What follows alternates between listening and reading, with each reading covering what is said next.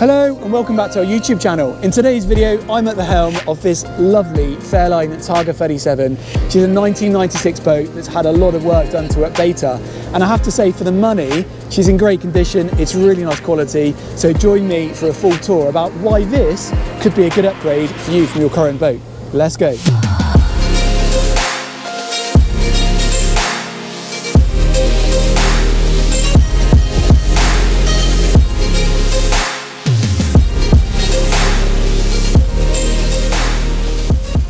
Okay, so you've seen the introduction. This boat, even though she's a slightly older boat, she still looks, as I'm sure you'll agree, absolutely fabulous. What helps this boat in particular is it's had quite a lot of updates done to it. So what I want to do in this video is really walk you through and talk about some of the updates combined with what makes this such a great layout. We've got Nathan just keeping watch up there at the helm at the moment, but I'm going to start my video as normal down here on the transom. And you can see here we've got this soft decking. So this has been fitted, really nice underfeet, and it's really updated the boat as well. So it probably would have originally been teaked there, which no doubt was worn out. You have got a little storage area there to keep some wet gear, and then there's also a bit more. I would do it on here to keep got some life jackets. You probably could actually originally designed for fenders in there.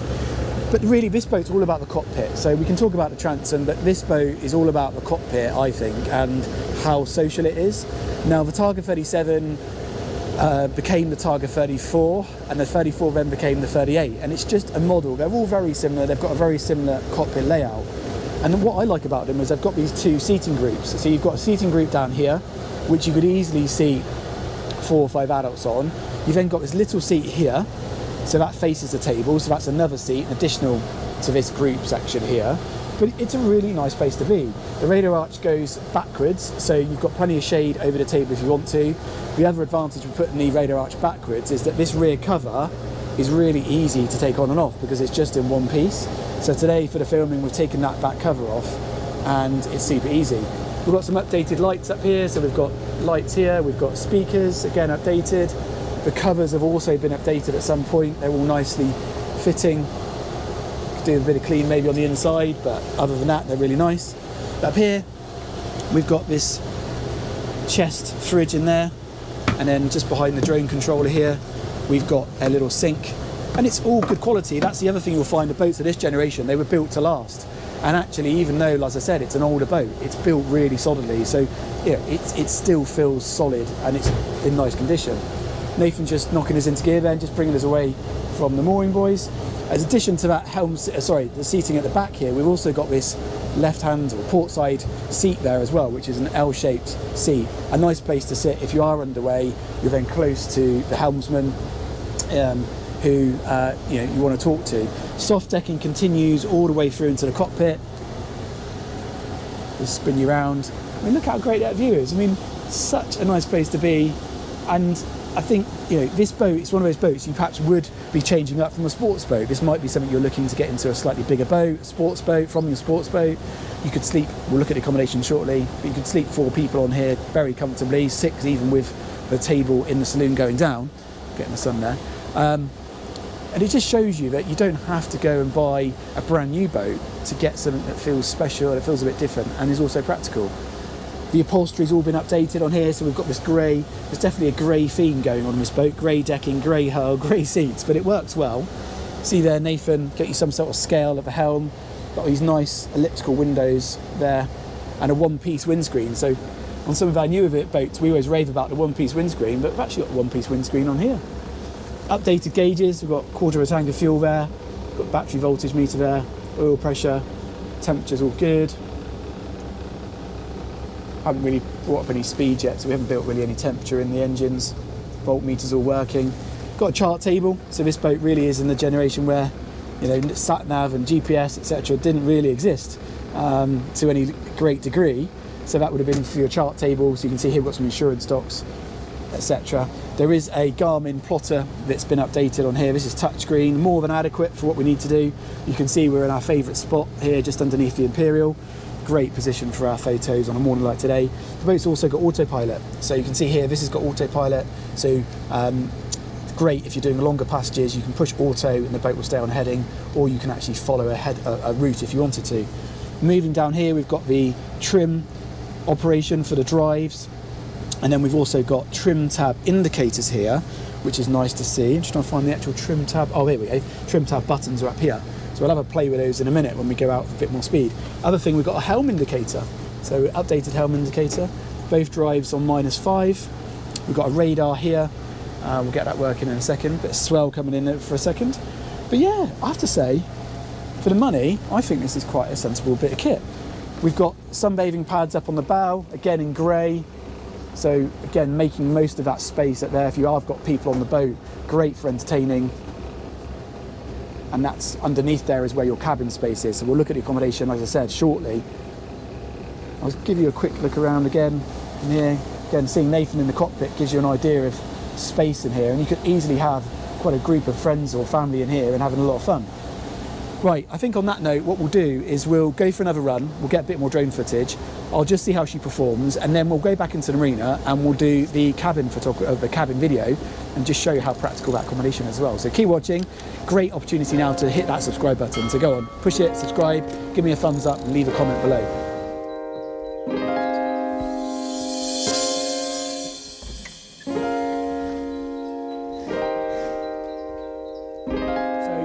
She looked great in that drone footage, I'm sure you'll agree. We've now just come back into the marina, and I think the other thing I'd like to point out on this boat is that she feels right. And if you can drive a boat, you know the gear linkages feel responsive. Yes, it's cable controls, but I've got good control over both port and starboard engines.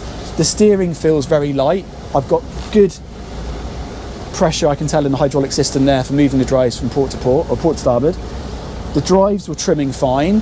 Both trim gauges are showing the same number. If you know, you know, because often that's different. So there's lots of things I think on this, as well as having a cosmetic update, it's also had a mechanical sort of improvement, so it just feels like it should. She ran nicely then today. There's a bit of weed on the bottom, but she felt right. The pressures were good. We were punching 25 knots quite comfortably. I didn't really go flat out because it's not my boat and I didn't want to sort of risk damaging anything, but she felt like she was quite responsive. So now we're going to start heading back into the marina. Give Mr. Williams, one of our lovely customers over there on his Seaport 40, just going out for the day. Give him a wave. We're going to start venturing round the marina now. So we've got to go round the main fairway here and then up the fairway between B and C. So I've got both engines in gear at the moment, and I'm just going to use the wheel to navigate my way around the marina. It's busy this time of year, so I'm keeping an eye for anybody leaving their berths, going out, anyone that might be looking to leave their mooring. So I just want to make sure that I don't bump into them. Doesn't look like there's anybody at the moment coming out. So I'm just going to keep heading round and keeping our speed. So both engines in tick over here, I'm still only doing 2.9 knots. So I've got quite a nice controlled speed. And because I am so confident about the steering, I'm actually just going to steer my way around this corner. I could, if I wanted to remove some of that momentum, take both engines out of gear, but I'm not going to do that. I'm just going to keep running up here. I'm still only doing 2.6 knots, so nice and slowly. The fairways here is quite wide, so if Joseph, don't know who's got a phone, if I just hold the camera a second from Joseph, I'll give you a point of view for me. So I'm just now coming up the fairway. You can see here I've got plenty of room. I feel quite confident. I've got no wind. See how shiny that water looks. It's always a good indicator if there's no real wind or breeze. And I'm going to start, we've got to go right up here, right up to the end here. I'll try and do this whilst holding the camera. I've not done that before, but I'm so confident in the conditions and my crew. We've got Nathan, Dan and Joseph here today. We've got my son Joseph helping. So we've got plenty of hands, and we're just going to keep venturing up the fairway, just ticking over. The bow thruster on here is actually live all the time. I've been using the bow thruster a bit earlier, so you've got the toggle here, and if you don't know, what that does is move the bow from left or right depending on which way I move the joystick. Daylight today, unlikely going to need it extensively, but it's nice to have it, and it's always just nice to check it's on. So now I'm approaching my pontoon. I'm going to just take both engines out of gear. So I'm going to put them in neutral now and just look at how much momentum I've all still got. So I'm still doing 2.7 knots, 2.5, 2.4, so it's starting to slow down now, but it takes certainly a few meters for the boat to lose its momentum. So I can see my berth. We're actually just next to this yacht up here. We're just this side of that Princess. So I'm going to check where my outdrives are. So I'm going to look on my helm indicator there. to make sure they're in the middle, which they are. And that then, I'm going to use the outdrives, but it's just knowing where they are before I start my manoeuvre. So I've now got the outside engine in ahead, because I want to start bringing my bow round to port. I can tell the weather vane on the back of that yacht there is got a little bit of wind, but it's going to be on my bow if anything, so it's head on. So that's not too much of an issue. So the bow is starting to come round now. I'm just in and out of gear, so little tap in a gear.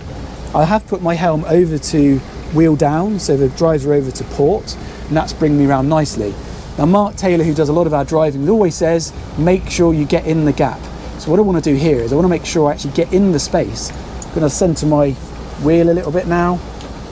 I'm just going to start bringing myself in. And what I'm doing here is I'm walking us in basically on the controls. So I'm literally one in at a time, and the boat has got a natural momentum to move over to that pontoon because that's the direction I was coming in from. So there you go, starboard in ahead, port in ahead now, so just in ahead, and that's going to bring me in. These are duo prop out drives, so each revolution of the propellers will give you quite a lot of propulsion forward. What I'm going to do now is I'm going to wheel to starboard. I'm going to use the port engine to bring my stern over, and that's going to give me a huge amount of pull on that stern. I can use my bow thruster here a little bit, just to come over here, a bit more port astern, and you can see here what that's doing is bringing my stern right into that pontoon. It will pivot my bow out, so I've got to be a bit careful that I don't bring my bow too far out, but I've gone and got Nathan on the pontoon. He's going to put the springs on, wheel to centre. There you go. And we're now in, we've got 2 lines on. We've certainly got a spring line on already. Dan's down there. You haven't seen Dan probably. Dan's doing some work experiences over the summer, helping run the NOS office, but I thought it'd be good to get him over today in Torquay. So he's just putting the stern line on. All very calm. Joseph didn't shout at me, did you, Joseph? No? So, but it just shows you, I think, people might be a bit concerned about using a boat of this size, but actually, okay, yeah, we're again spoiled, there's no wind really today, but if you do it nice and slowly, you can be really controlled. And without drives, it's that push, well, I always say it's the push-pull mentality. So it's thinking about where your outdrives are and whether you're pushing or pulling the boat. That coupled with a bow thruster, in my opinion, gives you a lot of control. So what we'll do now is we'll just get the ropes finished, tied up, and then we'll start going down to look at the cabin. So keep watching. Right, I promised you would go and have a look down below, and we're now back in the marina, so let's do it. Now, as with the cockpit, there's been numerous updates down here. We've got fresh carpet, we've got a lot of the original veneer has been wrapped in this grey finish, so that's actually wrapped both sides. The original colour down here would have been like this light coloured wood, and then you've got these painted cupboards. I guess they're probably original, they probably would have been like that from new. But you've got an updated Fusion stereo in there, storage along there. If you look at the side linings, if you've looked at other Targa 37s, you'll know that they suffer from sort of marks on where these portholes are. Tiny little mark there, but nothing of any consequence. But to get those bits updated and make them look nice is actually quite expensive and difficult. We've got LED lighting on all the lights, so again, that gives you a much better light down here. You've got some natural light coming in, but you can pull that over if you want to. The galley on these are all very similar. I mentioned earlier on the Targa 38, the Targa 34, all the galleys, like I said, are very similar. You've got, it's like L-shaped arrangement. We've got an electric hob, electric oven. This boat does have a generator, so the controls for that are by the helm, but that gives you the ability to have all this electric kit. Again, we've got some updated surfaces here, original sink moulding, fridge here, probably, maybe not the original, but maybe you could do with updating if you wanted to. And then you've got some top locker boxes above there. But all in all, it's certainly very tidy. It feels fresh. It's had a nice update. You've got that bit of mirrored, I don't think it's probably glass. It's probably mirrored perspex there, but it's quite clever how that just, is that glass? Oh, it is glass. Yeah, it's very clever how that gives you a sense of more space. Forward cabin is a double, so it's a central berth. The Targa 34s have actually got the bed on a slight skew, so it's a bit of a negative against the 34. The 37's got the straight bed, got the ticker tape mattress protect. The cover is probably new, like that from new, and then all the veneer in here has been wrapped. In fact, you can see there, that's the original colour veneer. Got television in the forward cabin, some storage, and then you've got access into the day head. So this is the day heads.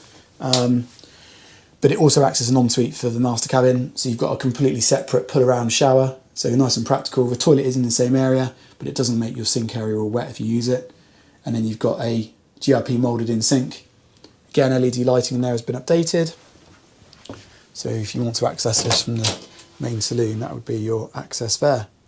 The aft cabin is a twin arrangement, so if I just bring the camera down, you'll see you've got 2 twin berths there. It goes to the full beam of the boat, so quite a nice size really, good size berths. You could, if you wanted to, make a double infill section if you really wanted to, and then you've got a small seat there as well. Storage wise, you've got these lockers, good size, a bit more storage underneath here, some more storage up here, so level of practicality as well as looking nice. Window back there up into the cockpit, see my shoes up there. But certainly as a twin berth cabin for children or friends or whatever, nice. No threshold on this door, which is quite nice, or the forward door, so some of these older boats you have to step over to get into the cabins, but this is nice. You've got a flat floor, stairs lift up, and you've got some waste bins in there. But yeah, it definitely really benefits from having that update. It feels much fresher than it would if it was an original 1996 design and styling. And I think, like I said, you could have a lot of fun on this with family or friends. We're just starting to put the covers back on, so you can see we've put these side panels in. There's then a windscreen section that goes in there, lovely blue sky. You've got the rest of the covers here. Engine room is underneath the feet here. It's a bit tricky to do it one-handed on this boat because you have to lift up the rear seat, you've got to move the side seat. So I'll cut to a picture of that now, which we took when we did the photos, and you'll see that the engine room looks tidy. As I said on the way in, when I was manoeuvring the boat, she certainly felt like she was running nicely when she was at sea. Felt smooth, felt right, temperatures felt constant, etc. So hopefully it's another video that's been interesting for you. If you haven't already, do subscribe to our channel. If you'd like to know more about this boat, the full link will be in the description below, or you'll have seen our contact details pop up in our new graphic on the screen. So we'd love to hear from you. We'd love to see you down on this boat. We can help you with berthing, we can help you with servicing, we can help you with insurance ideas, put you in contact with insurance people, etc. So please do get in contact if you're thinking about buying a boat or you're looking to upgrade your current boat. We'd love to hear from you. Once again, thank you for watching. We'll see you soon. And as Matt Armstrong says, peace out.